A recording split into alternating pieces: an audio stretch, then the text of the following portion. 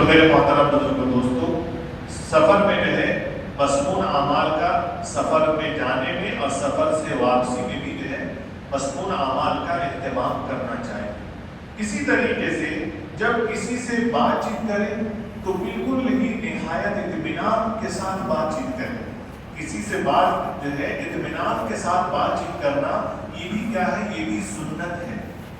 نبی کریم صلی اللہ علیہ وسلم جب کسی سے بات کرتے تھے تو نہایت ہی اطمینان اور سکون کے ساتھ بات کرتے تھے کہ سامنے والا جو ہے نبی کریم صلی اللہ علیہ وسلم کی بات کو خوب اچھے طریقے سے سمجھ لیتا تھا اور یاد کرنے والا یاد بھی کر لیتا تھا۔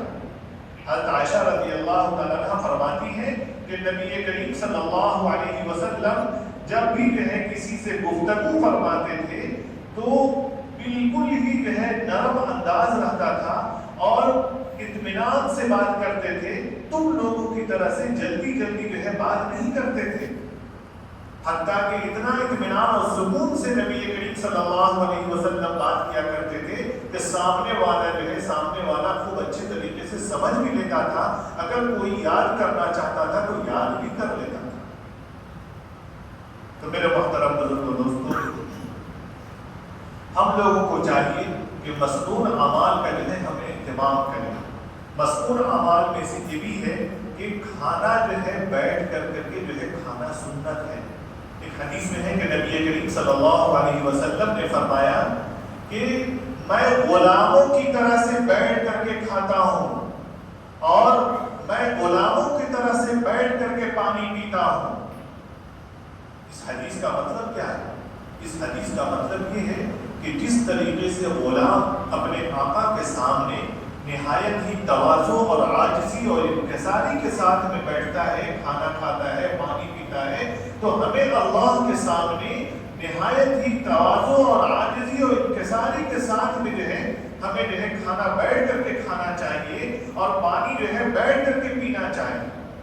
ہم لوگ جو ہے کھڑے کھڑے کھانے کو جو ہے فیشن سمجھتے ہیں اور یہ سمجھتے ہیں کہ اگر ہم کھڑے ہو کر کے شادی بیاہ کے موقع پر کھڑے ہو کر کے کھانا نہیں کھائیں گے تو لوگ کیا کہیں گے؟ لوگ کیا کہیں گے؟ یہ ہمارے ذہنوں میں بات آتی ہے۔ حضرت حذیفہ ابن الیمان رضی اللہ تعالیٰ عنہ جو ہے یہ جو ہے بہت بڑے گورنر تھے۔ لقمہ جو ہے ان کے ہاتھ سے گر گیا دسترخوان پہ تو انہوں نے اٹھا کر کے کھا لیا۔ ان کا جو پیے تھا، جو ان کے ساتھ میں رہا کرتا تھا، وہ منع کر رہا ہے کہ کافر لوگ جو ہے کیا کہیں گے آپ کو، لیکن انہوں نے کیا جواب دیا؟ انہوں نے جواب دیا کہ وہ لوگ کچھ بھی کہتے رہے، ہمیں اس کی پرواہ نہیں ہے، ہمیں تو نبی کریم صلی اللہ علیہ وسلم کی سنت پہ عمل کرنا ہے۔ کیا میں ان لوگوں کی وجہ سے نبی کریم صلی اللہ علیہ وسلم کی سنت کو چھوڑ دوں؟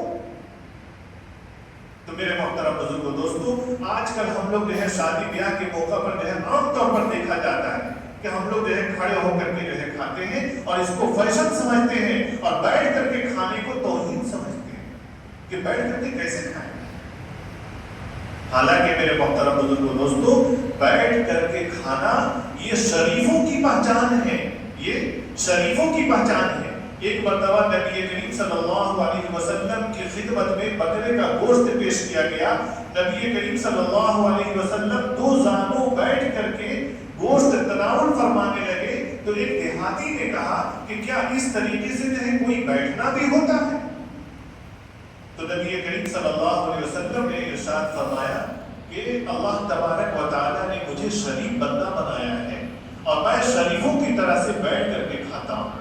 لہذا معلوم ہوا، اس حدیث سے معلوم ہوا کہ بیٹھ کر کے کھانا ایک تو سنت بھی ہے اور دوسرے شریفوں کی عادت ہے، شریفوں کی عادت ہے۔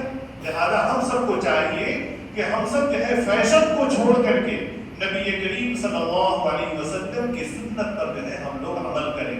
حتیٰ کہ اگر ہم جو ہے بہت بڑا جو ہے بنگلہ بھی بنائے ہیں تو بنگلہ میں بھی بنانے کے بعد ہم جو ہے وہاں پر دسترخوان جو ہے فرش پر زمین پر جو ہے بچھا کر کے بیٹھ کر کے کھانے کا جو ہے اہتمام کریں۔ اگر 10 کروڑ کی گاڑی بھی ہے تو ہم اپنی سواری پر سوار ہوں گے تو نبی کریم صلی اللہ علیہ وسلم کی سنت کو جو ہے ہم زندہ کریں۔ کہ یہ نہیں کہ 10 کروڑ کی گاڑی ہے تو ہمارے اندر میں گھمنڈ آ جائے گا، نہیں، بلکہ نبی کریم صلی اللہ علیہ وسلم نے جو طریقہ بتلایا کہ جب سواری پر سوار ہو تو 3 مرتبہ اللہ اکبر پڑھو، تو ہم کو پڑھنا ہے، اور سواری پر سوار ہونے کی دعا سبحان الذی سخر لنا ھذا وما كنا له مقرنین وانا الى ربنا لمنقلبون، اس کو جو ہے ہم کو پڑھنا ہے۔ میرے محترم بزرگوں دوستوں، مسنون اعمال کے تعلق سے چند باتیں تھیں جو آپ حضرات کی خدمت میں پیش کی گئی۔ اللہ تبارک و تعالی ہم سب کو کہنے سننے سے زیادہ عمل کرنے کی توفیق عطا فرمائے۔ جو حضرات سنت نہیں پڑھے ہیں وہ حضرات سنت